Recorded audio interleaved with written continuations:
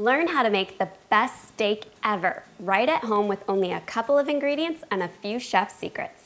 Hey mindful moms and dads, Kristen here. As someone who suffers from a chronic disease, I believe homemade is best, but it doesn't need to be complicated. And today, as you can tell, I have a special guest in my kitchen. Hello everyone. This is my son, Tate, and Tate has a special request. I need to learn how to make a good steak, like yours, Why do you need to learn how to make a steak? for when I move out. He's moving out? When are you moving out? He's not moving out. Let's not even go there. But I will teach you how to make a steak. Okay, thank you. You're welcome. Let's not mention moving out again, okay? Yeah, it doesn't go well with Okay, you. no. Okay, anyways, but back to steak. I do make a pretty good steak, don't I? Yeah, really good. Thanks. And it's super, super easy to master at home. I've been doing it for years. So let's put on our kitchen capes and make, hey, wait a minute. I'm not gonna be doing that. Teenagers. All right, back to the steaks. Super easy, but I do have to warn you, once you learn to make a perfect steak at home, you're probably never gonna wanna go out to a restaurant again for steak. Yeah, they're seriously better than most restaurants. Thanks, sweetheart. I didn't even pay him to say that. All right, seriously so easy and so good, and you only need a few ingredients. You need steaks. This will work with any kind of steaks, ribeye, filet, New York strip. You need salt and pepper. That's the only seasoning a good steak needs. Oil and butter. If you're dairy-free, omit the butter. It'll still be delicious. But we also need a couple tools. We need a cast iron skillet. Why not any old pan? A cast iron skillet is like magic in the kitchen. It heats up, it gets nice and hot, it evenly cooks, and it's gonna give our steaks a really good sear. And plus we can transfer it from the stove to the oven, and that's how we're gonna cook our steak. It's a two-step method. Sounds complicated, couldn't be easier. And the most important thing we need is an oven-safe digital thermometer. No, we need steaks first. Well, yeah, okay, steaks first, then our thermometer. And trust me on the thermometer. Your thermometer is going to let you determine exact temperature that you want on your steak. It's not gonna be dried out, it's not gonna be overcooked, it's not gonna be undercooked. You're gonna get it perfect every single time. They're 20 bucks on Amazon and it'll save you from ruining an expensive cut of meat. So totally take my advice, get an oven-safe thermometer. And that's it, we're ready to start. Seems simple. Simple. First thing we wanna do is set our oven to 450 degrees. And then we wanna pull our steaks out of the fridge for about 10 to 20 minutes, just while the oven is preheating. And that'll take the chill off the steak so that it cooks evenly. We're also going to heat our cast iron skillet over high heat. We're gonna add in about 1 tablespoon of olive oil. You can use canola oil or avocado oil, but you want an oil with a really high smoking point. We have 2 ribeyes here today. Yes.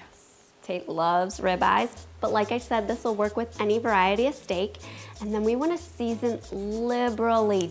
Don't be afraid of the salt. You wanna use kosher salt for best results. Kosher salt's a lot bigger grains, and so it's gonna give the steak more flavor. I'm gonna sprinkle this well all over the steak and then rub that in. Really coat that steak with seasoning. Our oil's hot, we're gonna transfer our steaks into the oil. Now Tate, you know how I am about safety, right? A bit too overprotective. Can never be too safe. Make sure that you put your steaks into the pan away from you. Lay them in the skillet away from you so that that oil doesn't splatter up on you. And then we're gonna just let that cook for just 1 minute. That's it. Okay, so pretty fast. Pretty fast. Flip the steak, and then we're gonna turn our heat off. We're gonna add a pat of butter on top of the steak. That's optional, but what that's gonna do is it's going to baste the steak in so much flavor. And then we're gonna insert our thermometer into the middle of our steak and transfer with oven mitt our very hot cast iron skillet into our very hot oven. And now for setting our temperature. How do you like your steak done? Medium. Medium. Medium is about 140 degrees, but we're not gonna set our thermometer to 140 degrees. Tricked ya. we're gonna set it for 5 degrees lower than what we want it. So we're gonna set it for 135. If you like your steak medium rare, you would set it for 130 degrees. If you like it medium well, you would set it for 145 degrees. It's gonna carry over cooking once we pull it from the oven while it rests, and it'll raise about another 5 degrees. If you want your steak well done, yeah, I don't recommend it. Well done steaks are pretty tough and dry, so medium well is as high as I would recommend going for a good steak.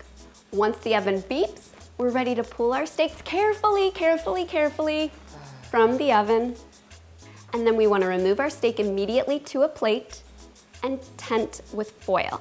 We're gonna let it rest for about 10 minutes. I'm hungry, I wanna eat now. I know you do, I know you do. Patience, child, patience. How often does mom say that? Too much. Too much. In all honesty, the worst thing you can do is cut into a steak immediately from the oven. All the juices will run out, so you wanna let it rest for a little bit.